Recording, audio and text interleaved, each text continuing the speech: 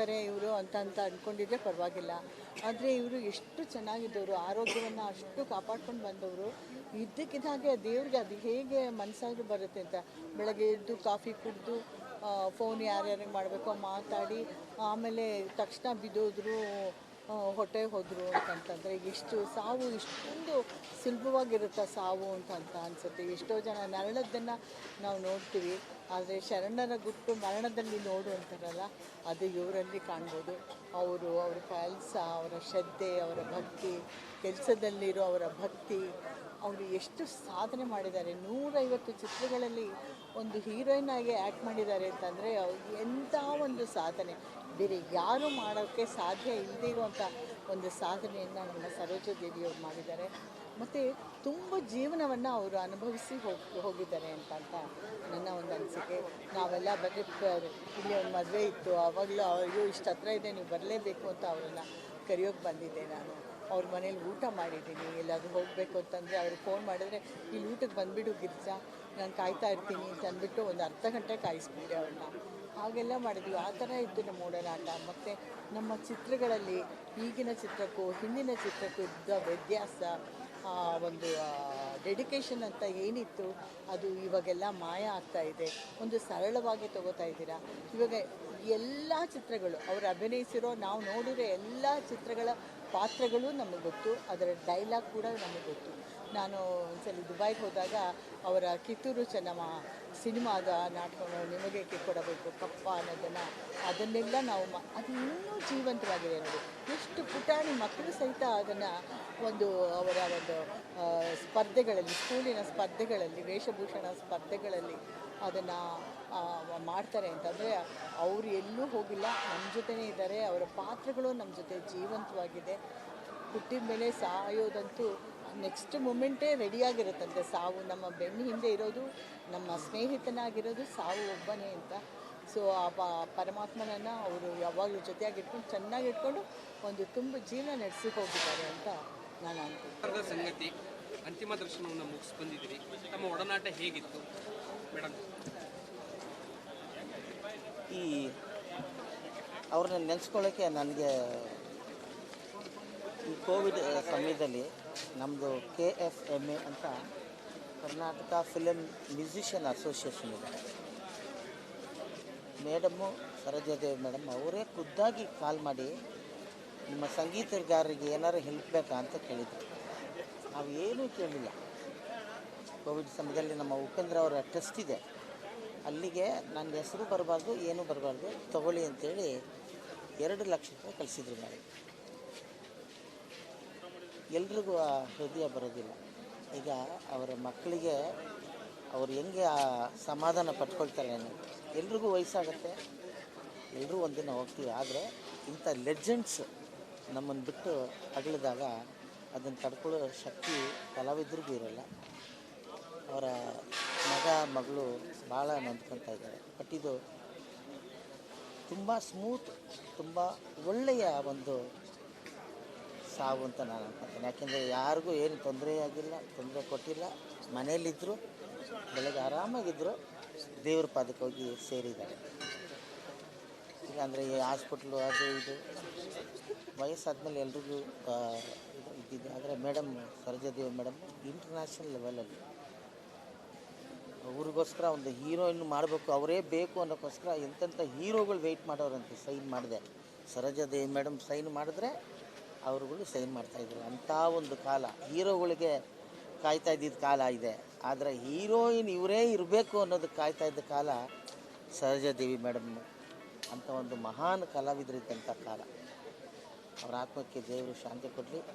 ಉದಾರ ಮನಸ್ಸಿನವರು ನೋಡಿ, ನೀವು ಲೆಕ್ಕ ಹಾಕ್ಕೊಳ್ಳಿ, 2 ಲಕ್ಷ ನನಗೆ ಅವರೇ ಫೋನ್ ಮಾಡಿ ಏನು ನಾನು ಹೇಳಿದೆ ಹಂಗೂ ಮೇಡಮ್ ನಿಮ್ಮ ಹೆಸರು ಹಾಕ್ತೀನಿ, ಇಲ್ಲ ಅಥವಾ ನೀವು ಒಂದು ವೋಚರೆಲ್ಲರೂ ಕೊಡಿ, ಇಲ್ಲ ಏನು ಬೇಡಪ್ಪ ನೀನು ಮನೆ ಕಳಿಸ್ತೀನಿ ದುಡ್ಡು ಅಂತ. ಕಲಾವಿದೆಯವರನ್ನ ನಾವು ಕಳ್ಕೊಂಡಿದ್ದೀವಿ, ದುಃಖ ಆಗ್ತಾಯಿದೆ. ಅವರ ಆತ್ಮಕ್ಕೆ ದೇವರು ಶಾಂತಿ. ಸರೋಜಾದೇವಿಯವರ ಜೊತೆ ಒಡನಾಟ ಇಡೀ ಭಾರತೀಯ ಚಿತ್ರರಂಗಕ್ಕಿದೆ. ಎಲ್ಲ ಭಾಷೆಯ ಸಿನಿಮಾ ಅಭಿಮಾನಿಗಳು. ಫಸ್ಟ್ ಸೂಪರ್ ಸ್ಟಾರ್ ಅವರು, ಮೈಸೂರಿನವರು, ನಮ್ಮ ಕನ್ನಡದವರು. ಅಂದರೆ ಭಾರತೀಯ ಇತಿಹಾಸದಲ್ಲೇ ನೀವು ಒಂದು ಕಂಟಿನ್ಯೂಸ್ ಆಗಿ 160ಕ್ಕೂ ಮೇಲೆ ಹೀರೋಯಿನ್ ಆಗೇ ನಡೆಸಿದ ಯಾರಾದ್ರು ಒಬ್ಬ ನಟಿ ಇದ್ದರೆ ಅದು ವಿ ಸರೋಜಾದೇವಿ ಅವರು. ನನ್ನ ಅವರ ಒಡನಾಟ ಜೊತೆ ಕೆಲಸ ಮಾಡಿಲ್ಲ ನಾವು, ಆದರೆ ಅವರು ಹಿರಿಯರು ಅನ್ನೋ ಕಾರಣಕ್ಕೆ ಆಗಾಗ ಭೇಟಿ ಆಗ್ತಾ ಇದ್ವಿ. ಬಟ್ ನನಗೆ ಒಂದು ಸಲ ರಾಷ್ಟ್ರೀಯ ಪ್ರಶಸ್ತಿ ಬಂದಾಗ ಅವರು ಆ ಕಮಿಟಿಯಲ್ಲಿದ್ದರು, ಅಲ್ಲಿಂದ ನನಗೆ ಫೋನ್ ಮಾಡಿದ್ರು, ಮಗು ಎಷ್ಟು ಚೆನ್ನಾಗಿ ಆ್ಯಕ್ಟ್ ಮಾಡಿದ್ಯಾ, ನಾನು ನಿನ್ನ ಫ್ಯಾನು ಅಂತ.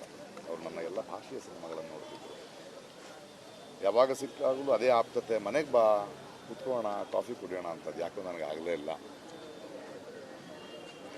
ಅದ್ಭುತವಾಗಿ ಬದುಕಿದ್ರು, ಗಂಭೀರವಾಗಿದ್ದರು, ಘನತೆಯಿಂದಿದ್ದರು. ಕಲಿಬೇಕಾಗಿರೋದು ಅದನ್ನೇ.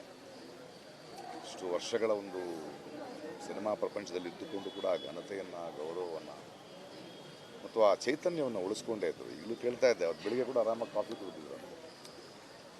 ನಮ್ಮನ್ನು ಅಗಲಿದ್ದಾರೆ, ಬಟ್ ಅವರು ಹೇಳಿದ ಕಥೆಗಳಿರ್ಬೋದು, ಅವರ ಹಾಡುಗಳಿರ್ಬೋದು, ಅವರ ಸಿನಿಮಾಗಳಿರ್ಬೋದು, ಅವರು ಬದುಕಿದ ದಾರಿ ಇರ್ಬೋದು, ನಮಗೆ ಮುಂದೆ ಒಂದು ಸ್ಫೂರ್ತಿಯಾಗಿರಲಿ ಅಂತ ಕೇಳ್ಕೊಳ್ತಾ. It's A great loss. ಸಂಗತಿ ಅಂತಿಮ ದರ್ಶನವನ್ನು ಮುಗಿಸಿ ಬಂದಿದ್ದೀರಿ. ತಮ್ಮ ಒಡನಾಟ ಹೇಗಿತ್ತು ಮೇಡಮ್? ಈ ಅವ್ರನ್ನ ನೆನೆಸ್ಕೊಳ್ಳೋಕ್ಕೆ ನನಗೆ ಈ ಕೋವಿಡ್ ಸಮಯದಲ್ಲಿ ನಮ್ಮದು KFMA ಅಂತ ಕರ್ನಾಟಕ ಫಿಲಮ್ ಮ್ಯೂಸಿಷಿಯನ್ ಅಸೋಸಿಯೇಷನ್ ಇದೆ. ಮೇಡಮ್ಮು ಸರೋಜಾದೇವಿ ಮೇಡಮ್ ಅವರೇ ಖುದ್ದಾಗಿ ಕಾಲ್ ಮಾಡಿ ನಿಮ್ಮ ಸಂಗೀತಗಾರರಿಗೆ ಏನಾರು ಹೆಲ್ಪ್ ಬೇಕಾ ಅಂತ ಕೇಳಿದರು. ನಾವು ಏನೂ ಕೇಳಿಲ್ಲ. ಕೋವಿಡ್ ಸಮಯದಲ್ಲಿ ನಮ್ಮ ಉಪೇಂದ್ರ ಅವರ ಟ್ರಸ್ಟ್ ಇದೆ, ಅಲ್ಲಿಗೆ ನನ್ನ ಹೆಸರು ಬರಬಾರ್ದು, ಏನೂ ಬರಬಾರ್ದು, ತಗೊಳ್ಳಿ ಅಂತೇಳಿ 2 ಲಕ್ಷ ರೂಪಾಯಿ ಕಳಿಸಿದ್ರು ಮೇಡಮ್.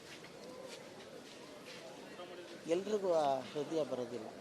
ಈಗ ಅವರ ಮಕ್ಕಳಿಗೆ ಅವ್ರು ಹೆಂಗೆ ಆ ಸಮಾಧಾನ ಪಟ್ಕೊಳ್ತಾರೆ ಅನ್ನೋದು. ಎಲ್ರಿಗೂ ವಯಸ್ಸಾಗುತ್ತೆ, ಎಲ್ಲರೂ ಒಂದಿನ ಹೋಗ್ತೀವಿ. ಆದರೆ ಇಂಥ ಲೆಜೆಂಡ್ಸ್ ನಮ್ಮನ್ನು ಬಿಟ್ಟು ಅಗಲಿದಾಗ ಅದನ್ನು ತಡ್ಕೊಳ್ಳೋ ಶಕ್ತಿ ಕಲಾವಿದ್ರಿಗೂ ಇರೋಲ್ಲ. ಅವರ ಮಗ ಮಗಳು ಭಾಳ ನೊಂದ್ಕೊತಾ ಇದ್ದಾರೆ. ಬಟ್ ಇದು ತುಂಬ ಸ್ಮೂತ್, ತುಂಬ ಒಳ್ಳೆಯ ಒಂದು ಸಾವು ಅಂತ ನಾನು ಅನ್ಕೊತೀನಿ. ಯಾಕೆಂದರೆ ಯಾರಿಗೂ ಏನು ತೊಂದರೆ ಕೊಟ್ಟಿಲ್ಲ. ಮನೆಯಲ್ಲಿದ್ದರು, ಬೆಳಗ್ಗೆ ಆರಾಮಾಗಿದ್ದರು, ದೇವ್ರ ಪಾದಕ್ಕೆ ಹೋಗಿ ಸೇರಿದ್ದಾರೆ. ಇಲ್ಲಾಂದರೆ ಈ ಹಾಸ್ಪಿಟ್ಲು ಅದು ಇದು ವಯಸ್ಸಾದ್ಮೇಲೆ ಎಲ್ರಿಗೂ ಇದ್ದಿದ್ದು. ಆದರೆ ಮೇಡಮ್ ಸರೋಜಾದೇವಿ ಮೇಡಮ್ ಇಂಟರ್ನ್ಯಾಷನಲ್ ಲೆವೆಲಲ್ಲಿ ಅವ್ರಿಗೋಸ್ಕರ ಒಂದು ಹೀರೋಯಿನ್ ಮಾಡಬೇಕು, ಅವರೇ ಬೇಕು ಅನ್ನೋಕ್ಕೋಸ್ಕರ ಎಂತೆಂಥ ಹೀರೋಗಳು ವೆಯ್ಟ್ ಮಾಡೋರಂತೆ. ಸೈನ್ ಮಾಡಿದೆ ಸರೋಜಾದೇವಿ ಮೇಡಮ್ ಸೈನ್ ಮಾಡಿದ್ರೆ ಅವ್ರುಗಳು ಸೈನ್ ಮಾಡ್ತಾಯಿದ್ರು. ಅಂಥ ಒಂದು ಕಾಲ, ಹೀರೋಗಳಿಗೆ ಕಾಯ್ತಾ ಇದ್ದಿದ್ದ ಕಾಲ ಇದೆ. ಆದರೆ ಹೀರೋಯಿನ್ ಇವರೇ ಇರಬೇಕು ಅನ್ನೋದಕ್ಕೆ ಕಾಯ್ತಾ ಇದ್ದ ಕಾಲ ಸರೋಜಾದೇವಿ ಮೇಡಮ್ ಅಂಥ ಒಂದು ಮಹಾನ್ ಕಲಾವಿದರಿದ್ದಂಥ ಕಾಲ. ಅವ್ರ ಆತ್ಮಕ್ಕೆ ದೇವರು ಶಾಂತಿ ಕೊಡಲಿ. ಉದಾರ ಮನಸ್ಸಿನವರು ನೋಡಿ, ನೀವು ಲೆಕ್ಕ ಹಾಕ್ಕೊಳ್ಳಿ, 2 ಲಕ್ಷ ನನಗೆ ಅವರೇ ಫೋನ್ ಮಾಡಿ, ಏನು ನಾನು ಹೇಳಿದೆ ಹಂಗೂ ಮೇಡಮ್ ನಿಮ್ಮ ಹೆಸರು ಹಾಕ್ತೀನಿ, ಇಲ್ಲ ಅಥವಾ ನೀವು ಒಂದು ವೋಚರೆಲ್ಲರೂ ಕೊಡಿ, ಇಲ್ಲ ಏನು ಬೇಡಪ್ಪ ನೀನು ಮನೆ ಕಳಿಸ್ತೀನಿ ದುಡ್ಡು ಅಂತ. ಕಲಾವಿದಿ ಅವರನ್ನ ನಾವು ಕಳ್ಕೊಂಡಿದ್ದೀವಿ, ದುಃಖ ಆಗ್ತಾಯಿದೆ. ಅವರ ಆತ್ಮಕ್ಕೆ ದೇವರು ಶಾಂತಿ. ಸರೋಜಾದೇವಿ ಅವರ ಜೊತೆ ಒಡನಾಟ ಇಡೀ ಭಾರತೀಯ ಚಿತ್ರರಂಗಕ್ಕಿದೆ. ಎಲ್ಲ ಭಾಷೆಯ ಸಿನಿಮಾ ಅಭಿಮಾನಿಗಳು. ಫಸ್ಟ್ ಸೂಪರ್ ಸ್ಟಾರ್ ಅವರು, ಮೈಸೂರಿನವರು, ನಮ್ಮ ಕನ್ನಡದವರು. ಅಂದರೆ ಭಾರತೀಯ ಇತಿಹಾಸದಲ್ಲೇ ನೀವು ಒಂದು ಕಂಟಿನ್ಯೂಸ್ ಆಗಿ 160ಕ್ಕೂ ಮೇಲೆ ಹೀರೋಯಿನ್ ಆಗೇ ನಡೆಸಿದ ಯಾರಾದ್ರು ಒಬ್ಬ ನಟಿ ಇದ್ದರೆ ಅದು ವಿ ಸರೋಜಾದೇವಿ ಅವರು. ನನ್ನ ಅವರ ಒಡನಾಟ ಜೊತೆ ಕೆಲಸ ಮಾಡಿಲ್ಲ ನಾವು, ಆದರೆ ಅವರು ಹಿರಿಯರು ಅನ್ನೋ ಕಾರಣಕ್ಕೆ ಆಗಾಗ ಭೇಟಿ ಆಗ್ತಾ ಇದ್ವಿ. ಬಟ್ ನನಗೆ ಒಂದು ಸಲ ರಾಷ್ಟ್ರೀಯ ಪ್ರಶಸ್ತಿ ಬಂದಾಗ ಅವರು ಆ ಕಮಿಟಿಯಲ್ಲಿದ್ದರು, ಅಲ್ಲಿಂದ ನನಗೆ ಫೋನ್ ಮಾಡಿದ್ರು, ಮಗು ಎಷ್ಟು ಚೆನ್ನಾಗಿ ಆ್ಯಕ್ಟ್ ಮಾಡಿದ್ಯಾ, ನಾನು ನಿನ್ನ ಫ್ಯಾನು ಅಂತ. ಅವ್ರು ನನ್ನ ಎಲ್ಲ ಭಾಷೆಯ ಸಿನಿಮಾಗಳನ್ನು ನೋಡ್ತಿದ್ರು. ಯಾವಾಗ ಸಿಕ್ಕಾಗಲೂ ಅದೇ ಆಪ್ತತೆ, ಮನೆಗೆ ಬಾ ಕುತ್ಕೋಣ ಕಾಫಿ ಕುಡಿಯೋಣ ಅಂತದ್ದು ಯಾಕೋ ನನಗೆ ಆಗಲೇ ಇಲ್ಲ.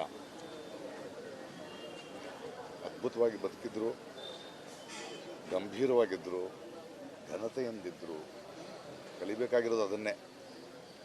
ಇಷ್ಟು ವರ್ಷಗಳ ಒಂದು ಸಿನಿಮಾ ಪ್ರಪಂಚದಲ್ಲಿ ಇದ್ದುಕೊಂಡು ಕೂಡ ಆ ಘನತೆಯನ್ನು, ಗೌರವವನ್ನು ಮತ್ತು ಆ ಚೈತನ್ಯವನ್ನು ಉಳಿಸ್ಕೊಂಡೇ ಇದ್ದರು. ಈಗಲೂ ಕೇಳ್ತಾ ಇದ್ದೆ, ಅವ್ರು ಬೆಳಿಗ್ಗೆ ಕೂಡ ಆರಾಮಾಗಿ coffee ಕುಡಿದಿದ್ರು.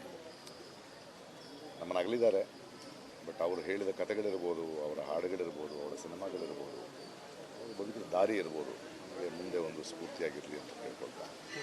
It's A great loss.